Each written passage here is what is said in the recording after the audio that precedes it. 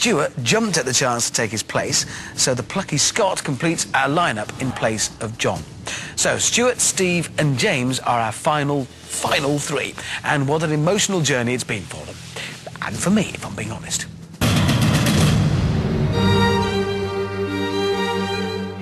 I'm a bit apprehensive about facing the Wipeout zone because I know when night falls, it's going to get pretty scary. When you've got this kind of looming on top of you, the pressure kind of starts to pile on. I think I can 100% get around it, no problems. It's just how many times I fall off. And how many times James doesn't fall off is what I'm worried about. Steve and myself have been rivals throughout the whole competition, I think. I always want to get one better than him. Steve reckons he's going to win the money, I know that. He probably won't say that outright. I'm 100% confident in winning this. Planned it all out in my head, and I'm sure it'll go exactly to plan.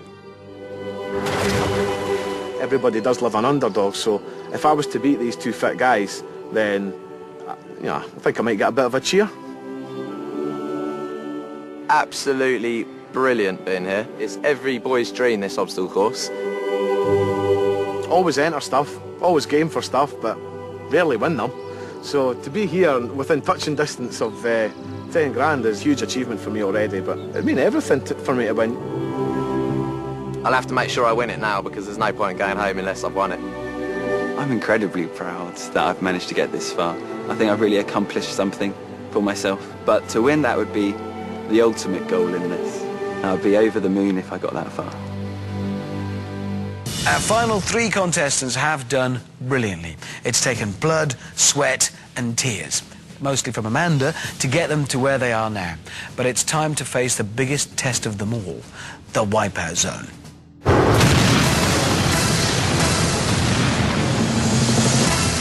This is what our finalists, Stuart, Steve and James, are up against. They begin with a high-speed slide down Killer Surf. Then they paddle to the barrel run. It's a bit like hurdles, but they're moving and they're barrels. Next, it's a slippery climb underneath a waterfall, before leaping onto the fast-revolving spinner. Next, the rolling beam, and finally, the launch pads. The fastest competitor will win £10,000, and after going through all of this, they might need to spend it on therapy and a massage. Back to Amanda. And now 3 become 1. That's right, it's the Wipeout zone.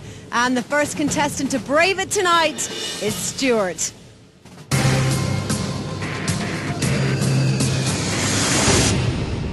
There's no doubting Stuart is the underdog in the Wipeout zone. Don't forget he's been eliminated and then reinstated. It's an amazing comeback on the cards. He's off. Now the clock started ticking the moment Stuart began his descent, so he needs to get out of that water and onto the barrel run as quickly as he can.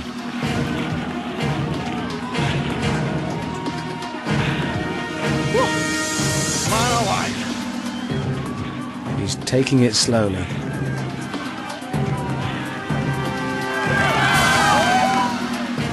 Okay, now he reaches the barrels.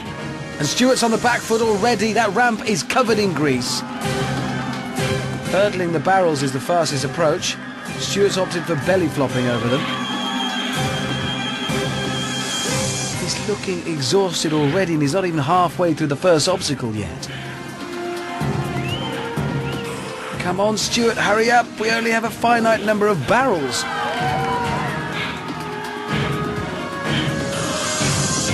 Surely this is overly cautious from Stuart. He's taken to crawling like a baby now. Look where you're going, Stuart. Ouch. Now onto the climbing wall. He's being very careful here too. Come on, Stuart, you need to chalk up a competitive time.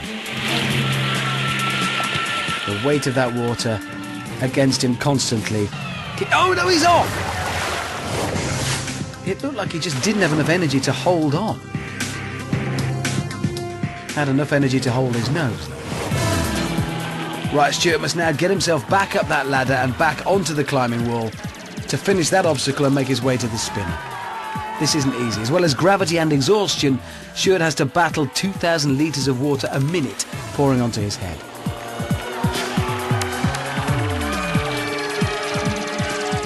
He's fallen in again. That is a massive setback for Stewart, setting the benchmark time today. That's going to be hurting now.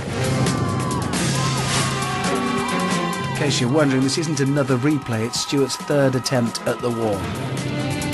You can see the pain written on his face up there now. If Steve and James were allowed to see this, they would be smiling, but they're not. This is the point where he struggled before. Come on, Stewart. No, he's admitting defeat. Stewart has battled hard, but those torrents of water got the better of him. He's out of the running. Oh, Stewart. Stewart's belly flop technique made a meal of those barrels. His efforts were valiant, but ultimately that waterfall got the better of our underdog.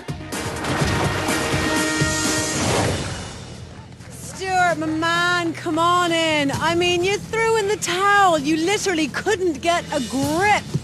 So greasy after coming up the ramp, I just couldn't get a grip of anything, and it's been a long day and I'm absolutely spent. It is now down to our remaining two finalists, Humble Steve and Hairy James. Steve's next. Can he complete the course, or will he end up doing a Stewart, as I'm now going to call him? It's over to Steve. Come on! None of our finalists get to watch each other on the course, so Steve has no idea Stewart didn't finish. It's up to our self-proclaimed favourite to set the fastest time he can.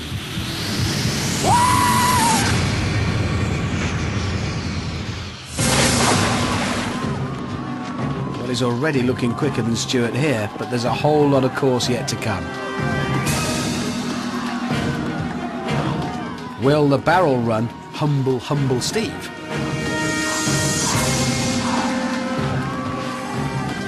It is slippy up there today, and those barrels are proving a nightmare.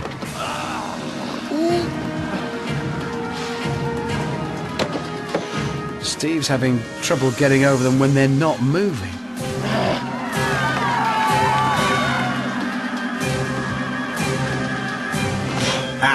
He's up and running now. Much better, but looking tired as he approaches the wall. The wipeout zone is incredibly demanding. He's onto the wall now. Let's hope Steve can keep his mouth shut, because there's about to be a lot of water pounding down on him. Keeping his centre of gravity low. Making great progress, but will he do a Stewart at this point? He's across. Now he's got to transfer to the spinner. He's on, he's safe. A lot of competitors have fallen here. Now he must make the transfer to the next obstacle for the rolling beam. Round and round, Steve spins. Yeah, say what you see, Amanda. He's done it! He's made it first time. That is not easy. He made it look simple. The rolling beam now. This is free rolling. He needs balance, but speed. Oh! Stayed on. 2 launch pads to go, and he's finished. Just one more jump after this launch pad. And he's done it! Great job from Steve. 2 minutes, 10 seconds. That is one of the fastest times we've seen all series. Well, his barrel run wobble aside, Steve gave a masterclass in how to tackle the wipeout zone. Got some humble words for us then, Steve? You have been consistently confident and slightly cocky all the way through the wipeout course, so you think you did well? Yeah, it was slowed me up a bit on the barrels, but then it was easy, clean sailing from then on. Pretty happy with that. So, Humble Steve comes home with a very quick time indeed, but now it's James's turn. And remember, he was only 3 seconds behind Steve in the qualifier, so it really is all to play for.